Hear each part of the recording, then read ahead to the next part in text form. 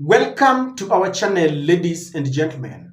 Rigathi Gachagua's political fate and future now relies in the hands of three judges that were appointed by the Deputy Chief Justice. Even though it was done against their chagrin and they complained that it was the Chief Justice that was supposed to constitute that bench, the three judges refused to recuse themselves from the case, promising that they will discharge their duty in accordance with the law and that they will only be guided by our constitution, and they affirmed that they don't have any personal vendetta on this case, and therefore they promised Rigathi's team and the other team that what will come from them will be a verdict that each party will be pleased with. But it's coming out that it is not only that verdict that Rigathi is waiting for, the impeachment ruling. There is another precarious moment that is waiting for Rigathi Gachagua, so much that if on Tuesday the judges will rule that Rigathi Gachagua is no longer the deputy president because there were conservatory orders that were pushed to next week. The orders were supposed to end last week, and people really waited with bated breath. They thought that maybe Kithure Kindiki would be sworn in, but the judges pushed the hearing of that case to Tuesday next week. If by next week the judges shall rule that Rigathi Gachagua is no longer, or they lift those conservatory orders and Kithure Kindiki is sworn in, then Rigathi Gachagua risks being apprehended by the police. And I will tell you why. If Rigathi is not careful, Ruto will humiliate him. Before we look at why Rigathi Gachagua might be arrested sooner than soonest, let us see how things transpired at AIC church in Kiambu when Rigathi Gachagua went to that church with his brigade loyal supporters.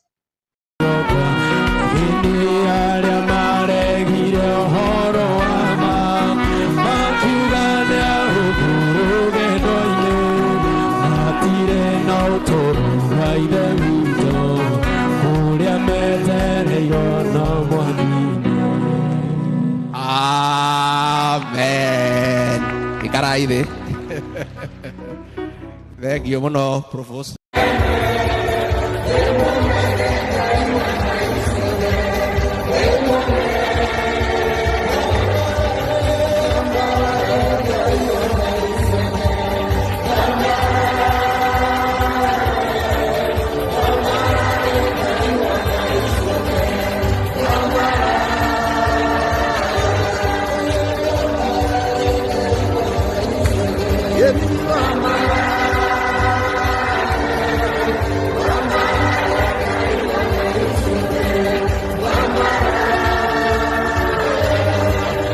People have been really scrutinizing Rigathi Gachagua and his behavior, especially during such tough moments, because when you are facing an impeachment motion, it is really not a very easy thing. Even the doctor, because there was a time when Rigathi Gachagua was taken ill, and the doctor handling him said that during such moments you could even develop a heart attack, and therefore it is a very trying moment for Rigathi Gachagua, and that's why people are looking at his movements.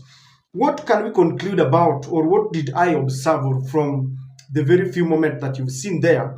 I saw about four things before we get into Rigathi's looming arrest. One, Rigathi Gachagua appeared a very jovial and undisturbed man, meaning that he's slowly coming to terms with the situation at the moment.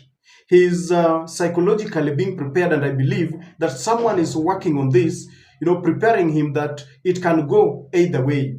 It is like a football match or any other match. You can win or lose. So I think he's really getting prepared. And if he's not prepared, then they were playing to the gallery to show his supporters that everything is on course, he's comfortable, and is not disturbed. This augurs well with his supporters, because when they see their man very comfortable, then it gives them hope. Number two, I also saw the unwavering support of the second lady, Mama Dorcas. She's been by Rigathi's side ever since all these predicaments started. And all the way we've seen her. The other day, she was bashing off, journalists who kept on nagging Rigathi Gachagua. And she told them, leave him alone. What's wrong with you? And we saw her opening the doors of the vehicle to Rigathi Gachagua. A very, very lovely and concerned wife, if you ask me. When you are in trouble, especially in political predicaments, the first person who must be beside you is your wife and your children. I saw it with Jimmy Wanjigi. Because anytime you are facing an opponent such as William Ruto, and you are separated or you are detached from your family, you are gone. And therefore, I saw that support that has been there before. Rigathi Gachagua also took that moment in his Twitter handle. He showcased the leaders that accompanied him, just to show Kenyans that he's not alone in this. There are leaders who are by his side and they're giving that support. And let me read very fast from his Twitter handle.